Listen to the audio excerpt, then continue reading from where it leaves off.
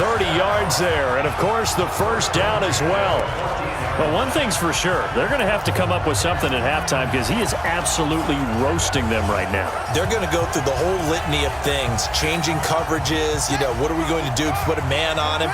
The big thing to me is treat it like a good pitcher treats pitching a game. Change your timing, change your location. So sometimes you're up on him, sometimes you're back. Just change up the looks that he sees and make him just a little bit more hesitant. No gain on the play there, second down. They just keep trying, but so far, finding no room for him to run. None whatsoever. In fact, you run the numbers, he's under 3 yards a carry at the moment. So after the run for no gain, here's 2nd and 10. And he'll give it here to his running back. They stopped after only a yard, taking it down to the 14. And this is why aggressive defensive coordinators love to blitz. It wreaks havoc because they end up taking their attention to the blitzers, freed up the D lineman to make the play.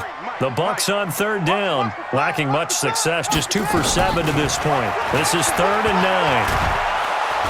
And he's wrapped up, taken down, back at the 25. And how about this? 4th and long, and they're going to go for it. On 4th down, Black. And my goodness, this is incomplete. The Bucs try it on 4th down, but come up empty. And as a result, it'll be Titan football on the turnover on downs. 4th down, and they take to the air, which really isn't a major surprise. But how about the coverage? They're able to bat it down. On 1st down, Forbes. A solid run on 1st down. Gain of 7 leaves him with a 2nd and 3. But no matter how they phrase it, staying on schedule, staying ahead of the sticks, whatever you want to call it, 7 yards on 1st down, that fits the bill. On 2nd down, Forbes. Give him a yard on the run there, and that's going to set up a 3rd down and 2. The good run on 1st down followed up by a not-so-good run on 2nd down. Now let's find out if they're going to stick with the run here on 3rd down. A lot of people would love to see some play action here. I say go with your best running play over your best blocker. And he's going to have the 1st down, yardage to the 35. Only 3 there on the pickup, but that's enough to move the chains. Ball up to the 35 now as they come up on 1st and 10.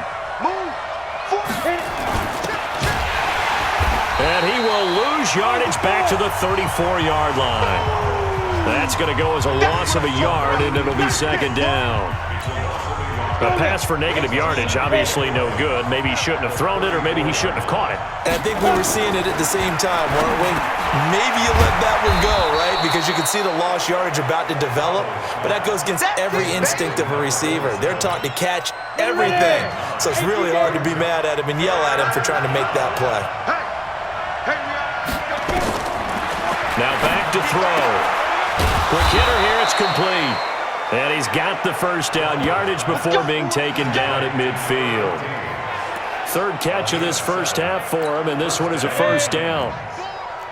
This quarterback now 13 out of 17 throwing the ball. He's got a 1st down. Looking for a seam, but finding none. He'll get back to the line of scrimmage, and that's it. No gain on the play. It'll be 2nd down.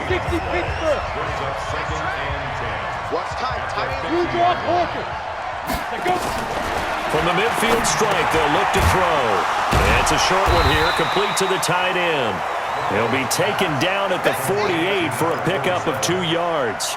A minimal gain there on the 8th play of the drive. The Titans on 3rd down. They've hit it 50%, 3 of 6 to this point. This is 3rd and 7. He'll drop to throw.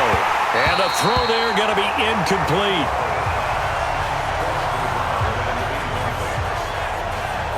You hear the calls for a penalty, but I just don't think so. I think in this situation, the defender was making sure his guy couldn't hold on to the football. So I don't see anything that warranted a flag. No, I'm with you. There was contact, but I'm happy they kept that flag in the back pocket.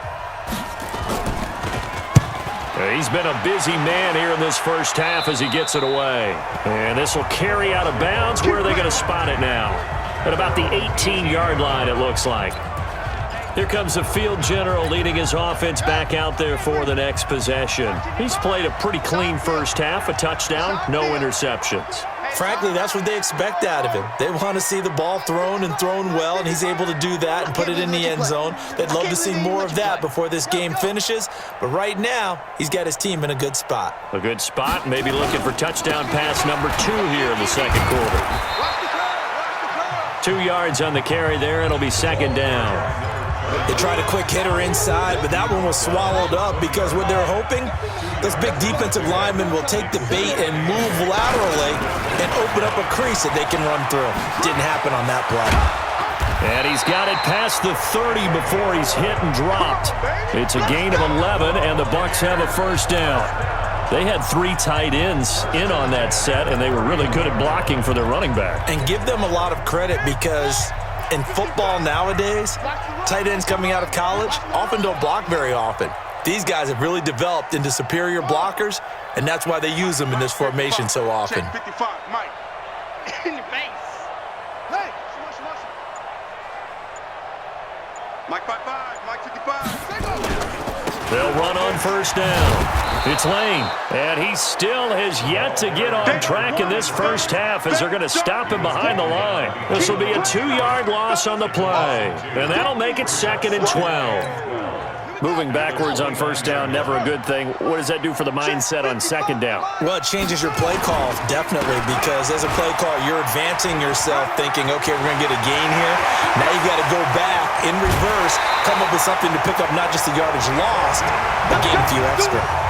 A big hitter. That one goes for 40 yards. That's how you get right up off of the mat, because on the last play, they stoned him in the backfield and dropped him for a loss.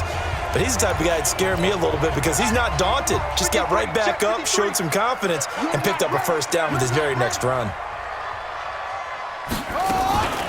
They'll try and run with their fullback. It's a pickup of 4, and it'll bring up second down. 2 minutes remaining in this first half of football. Number 53, Mike 53. We remind you that coming up at halftime, we'll send you cross-state to Orlando, where Jonathan Coachman will have all the stats and all the scores from games going on during another busy Sunday in the National Football League. No gain on the play there, so they're left with a 3rd down and 6. And as a defensive end, getting off the ball quickly, swarming to the football, making a tackle, that's what we saw right there. Yeah, that's what their job is, and really a lot of the time they have to throttle back a little bit in the run game because you know those defensive ends, they're like in a sprinter stance. They're just headed straight for the quarterback. That was good recognition on that play to hold them to no gain. They'll wind up losing 3 yards here, and that'll bring up 4th down. That was shades of Tennessee Volunteer football back in the 80s with Charles Davis coming up from the secondary to make the tackle for a loss. You mean my teammates doing that, right? Because they would tell you, my coach would say, where's that tape? I want to see that. Under pressure, and he will go down. Sacked back at the 38. The Bucs try it on 4th down, but come up empty. And as a result, it'll be Titan football on the turnover on downs. Everyone gears up for 3rd down, talks about the importance of it. But 4th down, that's truly the moment of truth play, isn't it? Everything's dialed up a little bit more, and it's such a momentum. Way, depending on who converts on 4th down. Line of scrimmage, again the 37 as they line up 2nd and 10. 2nd and 10. And a quick throw here, that's complete. And he'll be taken down, but not before he gets into enemy territory. The Titans going to use the first of their timeouts as they'll stop it with exactly a minute to go before halftime. Come on, let's go. Man left. Even. Back to throw now on 1st down. Throw left side complete. That's Love. Now Tennessee going to use the 2nd of their timeouts as the clock will stop with 55 seconds to go until halftime. Here's a 4-receiver look now. 3 of those guys out to the right side on 2nd and 8. Here's 2nd and 8. He's going to find his running back. It's complete. No gain on that one, and it's going to bring up a 3rd down. Now they'll need the 39 here for a first. This is 3rd down. On play action, they'll throw. And the defense has it covered. It's intercepted. Picked off near the 29. And they will finally get him down as he's all the way to the 36-yard line. Roughing the passer defense. How big is that penalty? Wipe out the INT. You'd hate to be the teammate that caused that penalty and wiped out the interception. You got to face that guy in the locker room.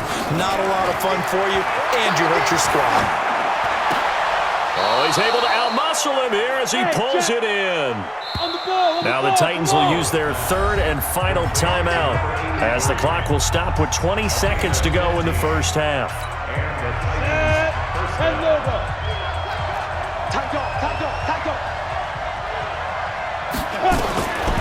Now on first down, he'll drop to throw it.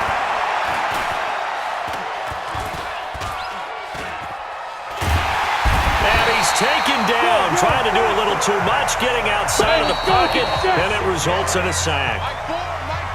So we have reached halftime with a touchdown. That's the difference on the scoreboard. As we send you a stone's throw away across I-4 to Orlando. There standing by is Jonathan Coachman, ready with our EA Sports Halftime Report. Coach? All right, Brandon, thanks. A few teams starting to rise to the top as it's time to take you around the NFL here in Week 6. We'll get started over at the Mercedes-Benz Superdome in New Orleans, and it's the Saints who are out in front. The Saints seem to be on their way to what would be a good victory. Next, we head up to the Windy City. Check on the Bears at home, Soldier Field, and they have the lead in that one over the visiting Philadelphia Eagles. Deshaun Watson on fire. 3 touchdown passes. Finally, let's get to Indianapolis to check on the Colts at home at Lucas Oil Stadium. And they were victorious in that one over the visiting Atlanta Falcons.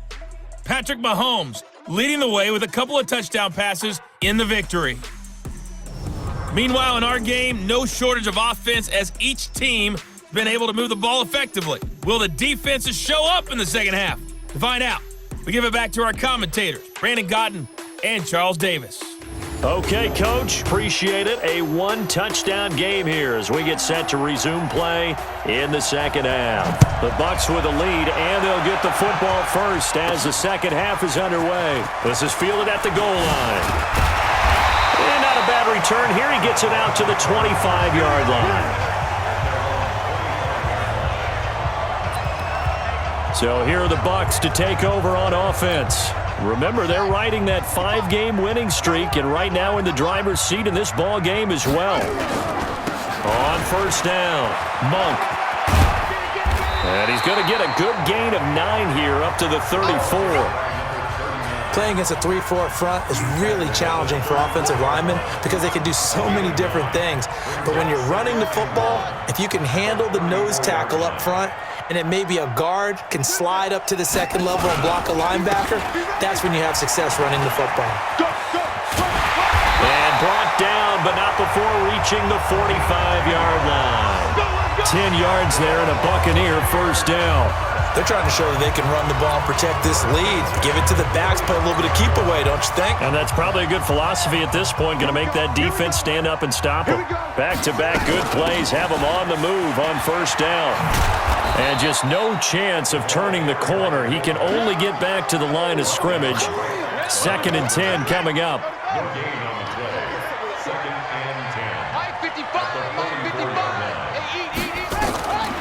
Looking to throw on second down.